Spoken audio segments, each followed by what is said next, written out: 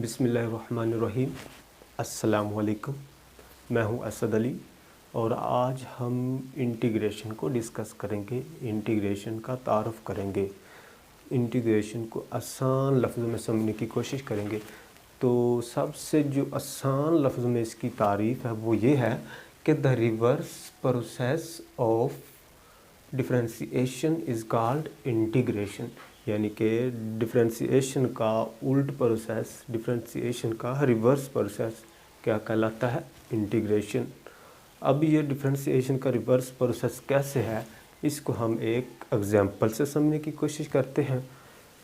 कि देखें, मेरे हाथ में ये एक कप है, मैं इसको छोड़ देता हूँ। छोड़ने के बाद क्या होगा कि ये cup due to gravitational force नीचे जाएगा और फर्श से टकराएगा। टकराने के बाद पीसेज में तकसीम हो जाएगा, टूट जाएगा, टुकड़ों में बांट जाएगा। तो ये जो मेरे हाथ से कप का छूट के ज़मीन से टकराने के बाद, फर्श से टकराने के बाद टुकड़ों में तकसीम हो जाना है, इस प्रोसेस को कहते हैं डिफ्रेंशिएशन। और अब अगर हम कप के टूटने के बाद जो टुकड़े उसके बने हैं उनको दोबारा उठा के जोड़ के कप बनाने की कोशिश करें तो इस प्रोसेस को कहते हैं इंटीग्रेशन। और अब यहाँ पे एक क्वेश्चन इम्पोर्टेंट ये आता है कि जब हम इंटीग्रेशन के क्वेश्चन सॉल्व कर लेते हैं तो एंड पे आंसर के साथ हम एक कांस्टेंट ऐड करते हैं, जिसे इंटीग्रेशन कांस्टेंट कहते हैं। जो सी होता है जो एंड पे आंसर के साथ ऐड करते हैं, वो क्यों करते हैं तो उसका आंसर भी हम या उस कंसेप्ट को भी हम इसी एग्जांपल से समझने की कोशिश करते हैं। कि देखिए, जब हम वो टूटे हुए पीसेस उठाएंगे तो ऐसा नहीं है कि हम सारे ही पीसेस उठा लें। हो सकता है कोई पीस हमारी नज़र में ना आए या कोई बहुत छोटे पीसेस हों जो हम ना उठा सके, जो हमें नज़र ही ना आए। तो क्या होगा कि उसी तरह का वापस दोबारा कप बनाने के लिए जिस तरह का टूटा था तो हमें कोई थोड़ा बहुत मटेरियल और ऐड करना पड़ेगा जो कि रह गया है, जो हम नहीं उठा सके, जो हमारी नज़र में नहीं आया। वो जो कमी है उस कप को कंप्लीट करने में, वो मटेरियल थोड़ा बहुत वो हमें जो ऐड करना पड़ेगा वही है कांस्टेंट ऑफ सी, वही सी है।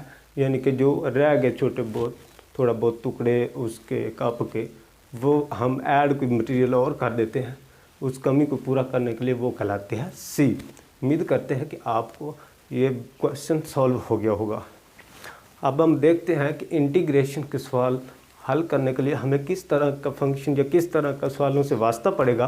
तो जब हम क्वेश्चन सॉल्व करेंगे तो हमारा वास्ता एक इस तरह के इंटीग्रल से पड़ेगा। एक ये सांप साइन होगा, इस साइन को कहते हैं इंटीग्रल साइन। और उसके बाद एक फंक्शन यहाँ पे होगा जिस पे हमने ये साइन है, ये जो इंटीग्रल है अप्लाई करना है, जिस फंक्शन की हमें इंटीग्रेशन करना है और किसके रिस्पेक्ट इंटीग्रेशन करनी है वो होगा यहाँ पे। यानी कि ये कहना है कि ये इंटीग्रल अप्लाई करो इस फंक्शन पे, इसकी इंटीग्रेशन करो, किसके रिस्पेक्ट करो, एक्स के। अब जो इंटीग्रेशन को सॉल्व करने के मेथड हैं वो बहुत ज़्यादा है। मसलन integration by partial, integration by substitution, integration by partial fraction, ये वो बहुत सारे तरीके हैं। लेकिन जो मेन इंटीग्रल जिसमें हमारा वास्ता जिस इंटीग्रल से पड़ेगा वो दो तरह का होगा। एक इस तरह इंटीग्रल होगा जिसमें हमें लिमिट्स दे दी जाएंगी 0 से 1, ये वो, यानी कि उसकी लिमिट दे दी जाएंगी कि ये इसकी लिमिट 0 से 1 तक है, -∞ से इन्फिनिटी तक है। इस तरह का जो इंटीग्रल होता है इसको कहते हैं डिफाइनड इंटीग्रल, यानी कि इसको डिफाइन कर दिया गया है कि इसकी रेंज यहाँ से यहाँ तक है। और एक इंटीग्रल इस तरह होगा जिसकी हमें लिमिट्स नहीं दी जाएंगी, उस इंटीग्रल को कहते हैं इनडिफाइनड इंटीग्रल। हमारा ज़्यादातर वास्ता इसी फॉर्म से पड़ेगा कि हमें उसमें लिमिट्स नहीं दी जाएंगी, हमें सिर्फ इंटीग्रेशन अप्लाई करना होगा, लिमिट हमें जो नहीं दी जाएंगी।